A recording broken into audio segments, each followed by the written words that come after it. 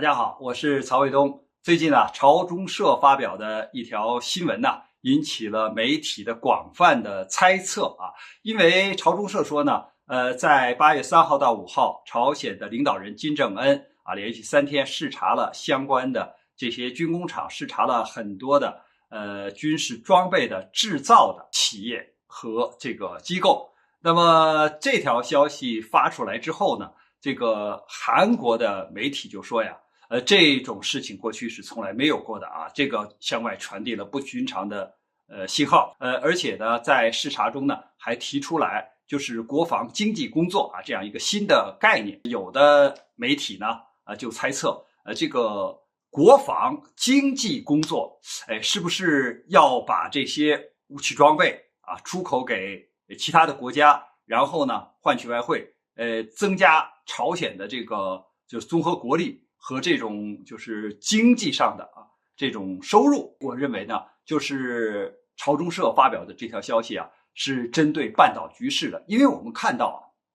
就是近期以来，美国把自己的这种就是俄亥俄级的战略导弹核潜艇改装成攻击型核潜艇的这样的核潜艇开进了韩国的军港，并且和韩国进行就是美韩两国的这种双鹰演习，把这种隐身的战机还有一些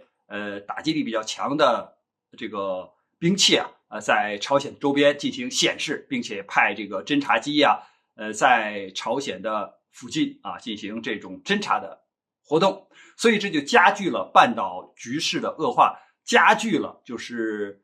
韩朝之间的这个对峙，以及就是美朝之间的这种军事对峙的升级。那么在这样的情况下呢，就是朝鲜在7月27号举行了就是战胜日阅兵它就是要显示当年就是朝鲜曾经和中国人民志愿军就一起打败了所谓的这个联合国军在这个阅兵式上呢，朝鲜展示了不少的新型的就过去没有展示过的武器装备，比如说在水下使用的这种能够搭载核或者是常规爆炸物的这种鱼雷。他说呢可以打击大型的航母编队，还有呢就是这种高空的类似于战略无人侦察机，还有插达一体的无人机，特别是展示了就是火星炮17、18这样的战略导弹。因为对美国而言就是射程在5500公里以上的这种地对地导弹就叫洲际导弹了。那这些武器装备的展示，以及就是8月初就是朝鲜领导人的连续视察，说明呢朝鲜要向美国和韩国传递一个信号，就是说如果美国和韩国对朝鲜发动这个军事挑衅的话，那朝鲜完全有能力就是打败这种挑衅。连续的视察军工厂说明呢就是在做好这种大规模军事行动的这种准备。而我们知道就是不战而屈人之兵是最好的办法。那既然向美国和韩国传递这样的信息，就是说你不要轻举妄动，反而是要遏制或者是制止这样的军事行动的发生。那么这个消息呢传递出来以后，实际上已经达到效果了，因为这个我想美国、韩国都听到了，而且引起了高度的重视。那就看他们下一步这个美韩之间的以之自由卫士这样的这个演习规模搞多大，它的这个科目是什么，它对朝鲜的军事的威胁有多大还有一点呢，就是有人把朝鲜领导人提出来的就是国防经济工作呢视为朝鲜要通过武器装备的出口，特别是向俄罗斯出口。其实不然因为我们看到朝鲜举行战胜日阅兵的时候，俄罗斯是派出了以国防部长绍伊古为团长的这个高级代表团，而且呢有意识的就是强调了就是俄罗斯和朝鲜之间的双边的军事合作。因为这个金正恩首相呢，他是陪同绍伊古部长呢参观了朝鲜的武器装备展览这个就是消息完全可以不暴露出来就是不对外报道参观就参观嘛在室内你也不知道，但是我就是要向外界报道，就是要加强这方面的合作。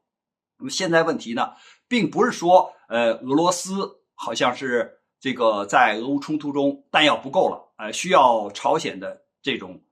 支援啊。那反而我更担心另外一种情况，就是由于美国向乌克兰提供了贫铀弹，还有这种极速炸弹，就是子母弹，那么就带来一个问题，就是俄罗斯认为你是把这样的武器装备给了乌克兰，让他来打俄罗斯。那么现在俄罗斯也有这样的武器装备他可以把这个贫铀弹交给这个朝鲜，那朝鲜就可以拿这个贫铀弹去打击美国或者韩国的这个重装甲、重型坦克。那这个俄罗斯也可以把自己的激素弹药，就是子母弹，交给朝鲜，因为朝鲜现在也有大口径的火箭炮也有地对地的导弹也可以有其他的常规武器也可以发射子母弹那么它也可以用这样的就是装备，在军事冲突中打击，就是美国驻韩国的美军军事基地可以打击韩军那这个你要是说起来的话是美国带头把这样的武器装备出口的，他带头把这个推向战场的，那他是始作俑者那反过来，俄罗斯如果把这样的这个武器装备交给这个朝鲜的话，那朝鲜也可以生产那朝鲜也可以使用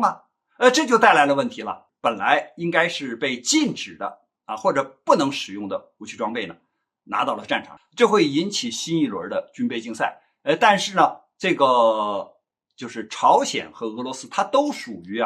现在被西方封锁控制，或者是说这个制裁的国家。那他们两个国家进行这种军事上的合作，那美国和西方他是没有办法的。所以这就带来了一个问题，就是在俄乌冲突继续延续的时候，那么如果在东北亚再燃起新的战火，这个就会对更多的地区造成